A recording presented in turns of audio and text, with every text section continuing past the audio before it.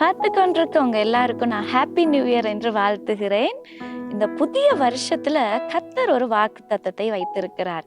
நீங்கள் 2 ராஜாக்கள் 3ஆம் அதிகாரம் 16, 17 வசனத்தை பார்த்தீங்கன்னா, அந்த இடத்துல சொல்லப்படுது, காற்றையும் காண மாட்டீங்க, மழையும் காண மாட்டீங்க, ஆனா வாய்க்கால்கள் நிரம்பும் என்று கர்த்தருடைய வசனம் சொல்லுகிறது. இந்த நாள்ல கடந்த வருஷம் எல்லாம் அநேக காரியங்களை எதிர்பார்த்திருப்போம் இல்லையா? அநேக காரியங்களை யோசிச்சு கொண்டு நீங்க இருந்திருப்பீங்க இல்லையா?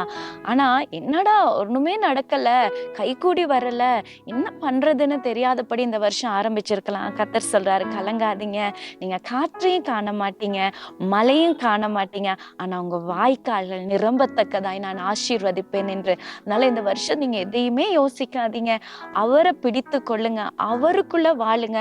அவர் உங்கள் வாய்க்கால்களை நிரம்ப பண்ணி ஆசீர்வதித்து உயர்த்துவார். God bless you.